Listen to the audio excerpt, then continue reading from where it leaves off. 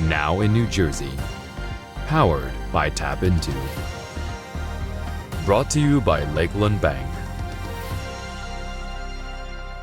Thanks for joining us on this Thursday, February 17th. I'm Kristina Behr. A TAPinto editor and her friend became a witness to an incident they describe as disturbing. TAPinto East Orange editor Sandra Sharp-Conti and her friend Tracy Cosby, who's from East Orange, saw this in Atlantic City. Not only were they shaken by what happened, but also by the response from other community members. I talked with Cosby, who's a civil rights activist, a former judge, and a current attorney. We were just, kind of picking up a few things, water and candy and, little snacks at the Walgreens in Atlantic City.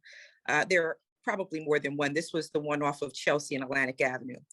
Randomly near the checkout line, saw this young man just come out of nowhere and push this older, homeless looking man. He may not have actually been homeless, thrusted him to the ground. And that was really what was so shocking initially, because it was with such force. I was like, what are you doing? Stop it. And he said, I'm making a citizen arrest.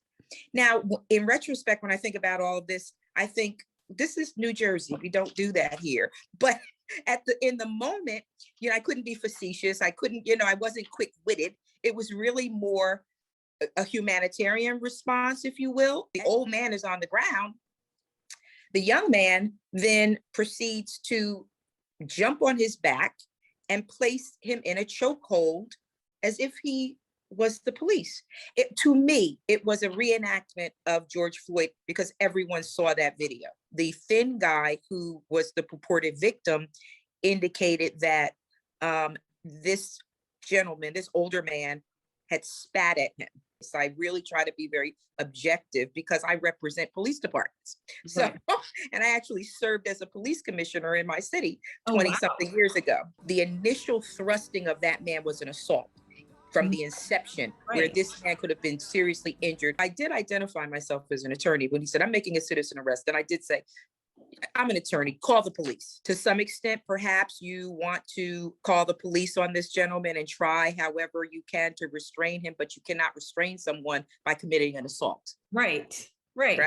I was outraged, and my outrage was not just the conduct, but the fact that all of the people standing around were not outraged.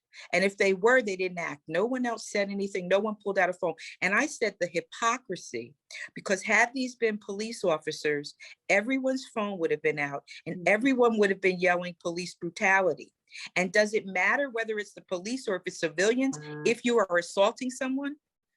And so to me, it was man's inhumanity against another human being that no one seemed to care about, because this man was part of a marginalized community or outcast community that perhaps people don't value the same way they would someone else. And the perpetrators were not the police. The guy is alive and the police arrived on time, but I don't know what transpired thereafter. It really affected me. Sometimes we will then discount or take away from people, because our perception is rooted in not just race and gender, but also the way in which we comport ourselves. And how do you change people's perspective and make them care? For more on the story, check out TAPinto East Orange.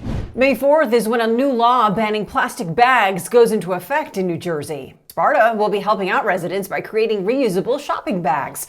According to TAPinto Sparta, the initiative will be funded through Clean Communities grant money. The township has ordered 2,500 bags. Up next, big changes coming to one football field that fans will love.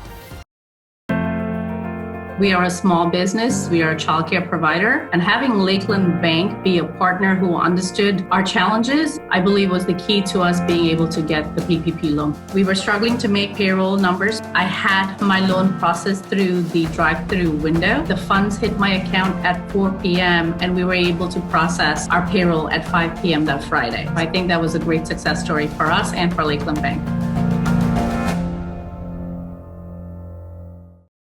Spectators will have a new place to sit while they watch school sports in Hasbrook Heights. The school district is slowly moving towards replacing the bleachers at Depkin Field.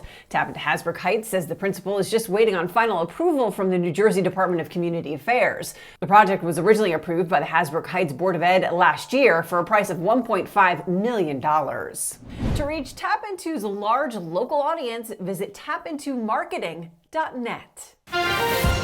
Thanks for joining us. This has been Now in New Jersey, powered by TAPinto, sponsored by Lakeland Bank.